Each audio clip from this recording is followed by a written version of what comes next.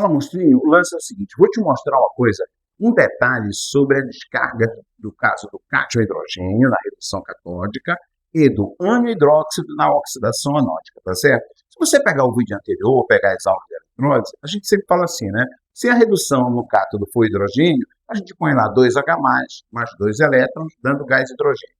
E se o caso da oxidação anódica, quem tiver a prioridade for o grupo hidróxido, aí você escreve lá 2 hidróxido, perdendo 2 elétrons, dando um meio de oxigênio e água, né? É assim que a gente faz.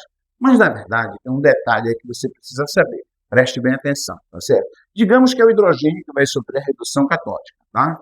Fechou, é o hidrogênio. Bem, aquele caso que a gente faz H+, mais elétrons, dando gás hidrogênio, aquilo, na verdade, só vai acontecer quando o soluto for um ácido. Se o soluto for um ácido, são íons hidrogênios do ácido que recebem elétron e formam um gás hidrogênio no cátodo. Bem, mas se o meio for um meio neutro, né? Se você tiver lá um sal, por exemplo, ou você tiver uma base sofrendo eletrólise, aí você vai dizer, não, mas os hidrogênios vêm da água.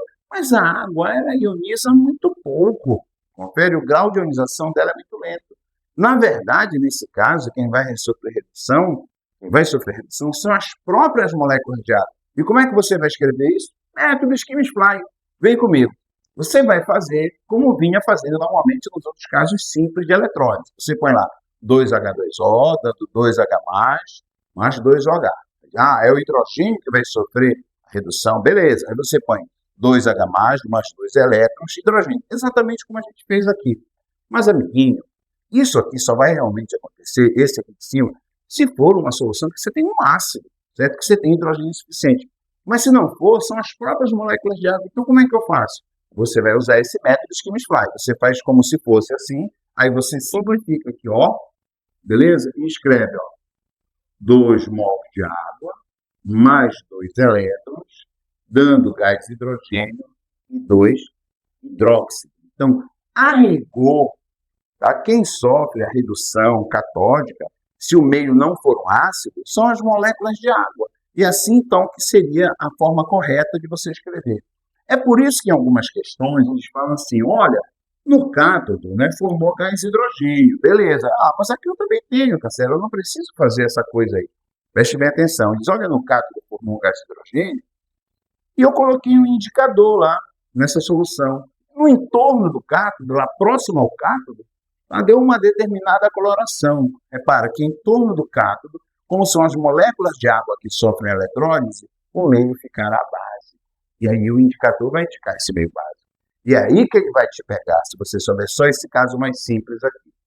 Vamos para o hidróxido agora?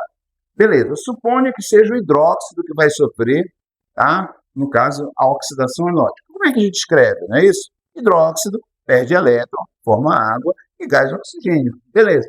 Mas isso só vai acontecer se você tiver uma base, porque aí você tem muito hidróxido lá no meio eletrolítico, tá certo? Nesse caso, se não for uma base, se você estiver diante da eletrólise de um sal, beleza?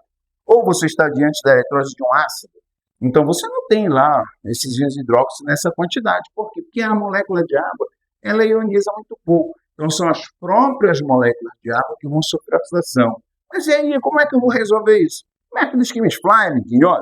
Você faz como se fosse, exatamente no caso comum, faz o esquema do grupo hidróxido exatamente como aqui, ó. Só que no final você soma, ó. Você faz isso aqui, ó. Simplifica, você diz. Moléculas de água sofrem oxidação, formando gás oxigênio, beleza? Note que aqui você tem 2 de água, né? E aqui você então simplificou a água. Então, 2 elétrons mais oxigênio, mais 2H+. Então, em torno do ânodo, quando isso acontece, em torno do ânodo, o meio vai ficar ácido. Você entendeu a diferença? Então, vamos finalizar? Vamos lá. Se a questão ela não aprofundou nada, certo? Eu faço exatamente desse jeito. Redução de hidrogênio, forma o gás hidrogênio no cátodo. Oxidação do grupo hidróxido, forma gás oxigênio no ânodo. Tranquilo. Não aprofundou nada, não perguntou nada sobre meio. Mas e se ele perguntar o meio? Em torno do cátodo, em torno do ânodo, né? Se você tiver uma situação como essa, beleza?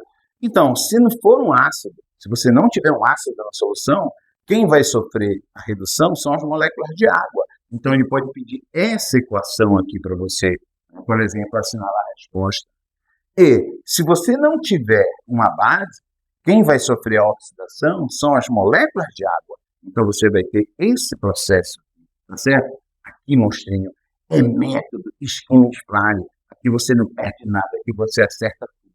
Vem comigo agora, dá o print, tá? E estuda isso aí, beleza?